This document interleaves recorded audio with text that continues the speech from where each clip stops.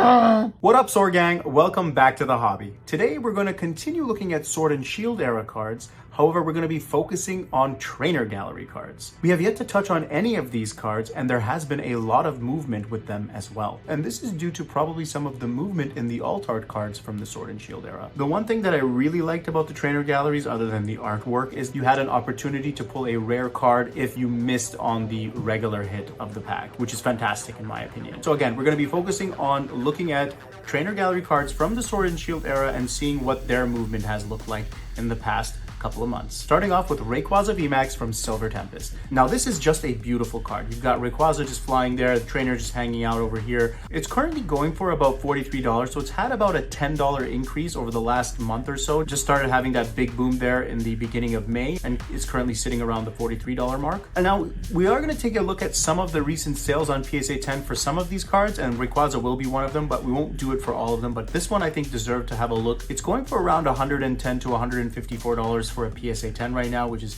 pretty up there for a Trainer Gallery card if you ask me. But we're going to see similarities in prices for all of these Trainer Galleries in the PSA 10 world. I think this is a great card to have, especially if you're a fan of Rayquaza, if you're trying to collect Silver Tempest.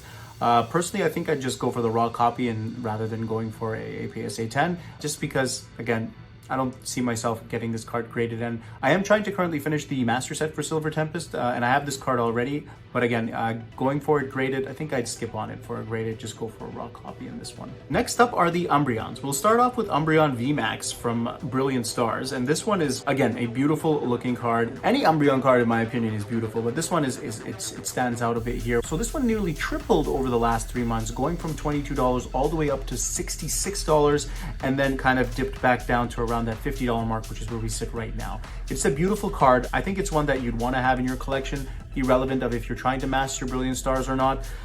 Would I go for a PSA 10? I probably would avoid it. I think I'd just go for a raw copy with this one, just because they are quite expensive. For example, the recent PSA 10 sales on this one were around the $170 mark, so even more expensive than the Rayquaza that we were just looking at. So again, I think, if you don't have this card, I would go for it, probably in a raw copy rather than in the PSA 10 copy. And since we looked at the Umbreon VMAX, we'll have a quick look at the Umbreon V as well. This one also about doubled from what it was at the beginning of the month, so it was around that $19, $20 mark, all the way up to that $50 mark, and now has trickled to around a $35 card. Again, beautiful card, beautiful Umbreon.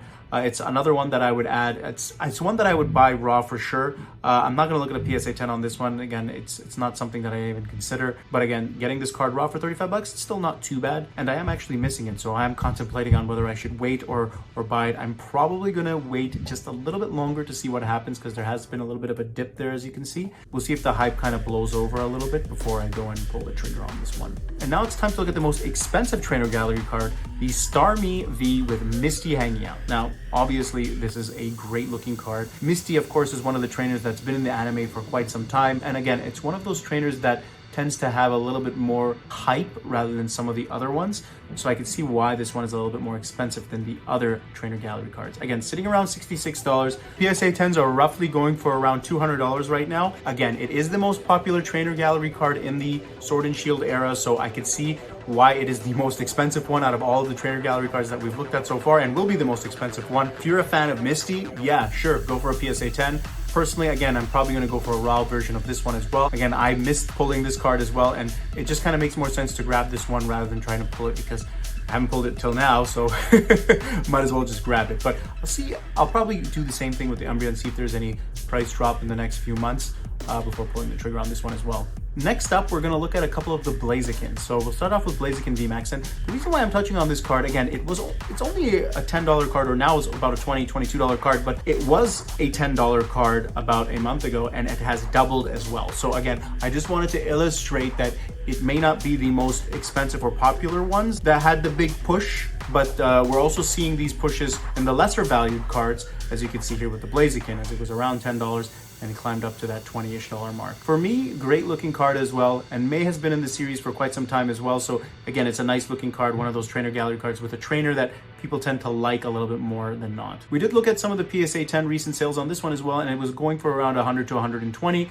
Again, not a bad price, but personally, I would stick to buying it raw. Again, $20 in comparison to 100 or 120, it's like 5 times the price. If you can get it raw and just get it graded yourself. If you want it graded, I would rather do that as well with this one. And then just a quick look at the Blaziken V. Not too much movement with this one, around a $7 or $8 card, and now is at around a $10 card. Again, we've seen about a 30% increase for this one, probably with the movement with all the other cards as well. Nice looking card. Not going to look at a PSA 10, just go for this one raw if you're missing it from your collection. Personally, I'm missing it as well, and I'm looking for a raw copy. I'm looking for around that price range right now. So I'm going to buy this one right away as soon as I see it, just in case there are further movements in the future. Next up, we'll look at Sylveon VMAX from Brilliant Stars. This one also has doubled. So it was going for around a $17 card just about a month ago and went all the way up to $34. The near mint you could see is going for about $46. And if we look at some of the PSA 10 recent sales as well on this one, we're looking at around the $100 mark again. So one of those cards that it's really valued high if you can get a PSA 10, but personally, again, going for a raw copy would make more sense. So if you guys can see the trend, a lot of these trainer gallery cards are quite cheap in the sense of the $10 to $30 mark, but their PSA grades are anywhere from $100 to $140 mark. So there's a real opportunity here for you to buy these cards raw, get them graded in PSA 10s, if they get to PSA 10 of course, and then resell them to make yourself a little profit. Again, it's a little bit difficult to do that with some of these cards because the Sword and Shield era had a lot of misprint cards or cards that were just not cut right. So again, it is a risk that you have to consider when you are attempting to do that. So next up, we'll look at some of the Pikachus, starting off with Pikachu VMAX from Lost Origin. This one was going for around a $30 to $35 mark and had that climb in the last month to about a $50 card. Again, this is a great looking card. It kind of gives you flashbacks from that final episode when Ash was fighting Leon and the Pikachu versus the Charizard and Pikachu versus the VMAX. It's just a great looking card. I see this card climbing further actually in the future. So if you can pick it up raw or in a PSA 10 for a reasonable price, I would definitely go for it. So just to look at some of the recent PSA 10 sales, about $110. So not bad in comparison to some of the other ones, such as the Starmie or the Umbreon. But again, about $100, $110 for a PSA 10. Not too bad.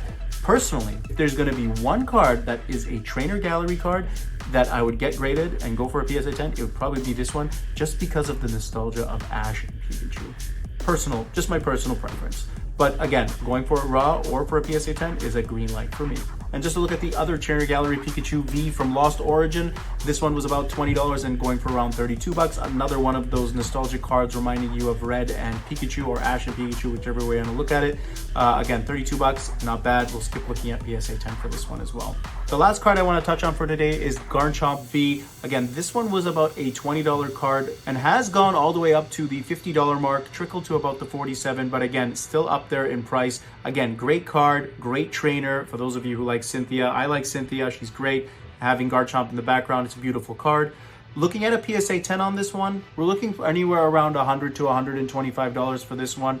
Again, another one of those trainer galleries that's a little bit pricey in the PSA 10. It looks like they're all, again, around 100 plus mark for a PSA 10. But again, going back to what I said earlier, if they're in that $20 to $30 mark and they're going for about 100, 150-ish PSA 10, it's not a bad opportunity for an investment. Anyways, we've looked at some of the trainer gallery cards that are having some big movements, probably because of what's going on in the Sword and Shield era. And we've also looked at some of these cards that are my favorite personally, that I'm still chasing, for some of them that is. I think I'd want to be cautious with buying some of these cards right now just because of the hype that's going on. And we could already see some of the dip that's happening with the Umbreons that we looked at earlier, about a $5 to $10 dip in some of these cards already. So again, be cautious when you're trying to buy these cards. Trainer galleries for me are more of a personal collecting card rather than an investment. Unless you're looking at those PSA 10s that are in the 100 plus mark, then I would consider going for it. Anyways, guys, I hope you enjoyed this episode. We'll probably do a look back on this later on in the year to see what these trainer galleries are sitting at. If there are other trainer galleries that you've been looking at, please drop it in the comment section below.